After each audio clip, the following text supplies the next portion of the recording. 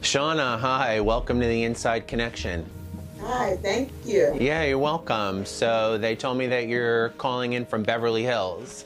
Absolutely. So, you know you're an Aquarius, and sometimes you probably feel a little bit Aquarian. You're very funny, you got a good sense of humor, you can talk a good talk, you can make people laugh, you like friends, you like connections. There's some really strong air, elemental air in your chart, and it makes you good with language, it makes you a good writer and a good speaker and a good teacher.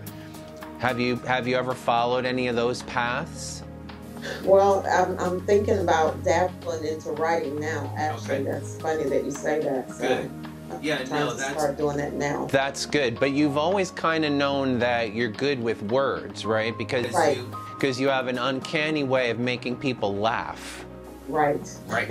Right. One of the things that's really interesting about your chart is that it has some real strong Scorpio in it, some real strong Scorpio energy, which, well, makes you sexy, and it makes you, to some people, perhaps a little bit dangerous. Like, I'm sure you've gotten that, like, whoa, what is this energy? Can't quite figure her out. People don't necessarily like to be seen as clearly as you can see them. Right. Right. Absolutely. So you talk about Venus in your chart because you're a woman, and so it's a strong part of your chart is in Pisces. It makes you really imaginative, sometimes too sensitive. We have to talk about, past loves. Who was the last one? He was a Pisces. Most crazy making. Oh, like they make absolutely. Absolutely. Oh, it was dreadful. Yeah. Did you save him? Yes, of course I did. He was so needy. He was so dependent. He needed me to be his mother, his father, his doctor, his lawyer, his nurse, everything. And I did. And I saved him, and then I let him go. I'm always saving men. I need somebody to save me. Well, what you want to do is you want to be with someone where you're encouraging each other to save yourselves. Absolutely. Right. Absolutely. That's all I ask for. It's so simple. That's it. Yeah, it's simple, but it's hard to find. So let me tell you, first you need to find someone with a sense of humor. Mm-hmm. Okay?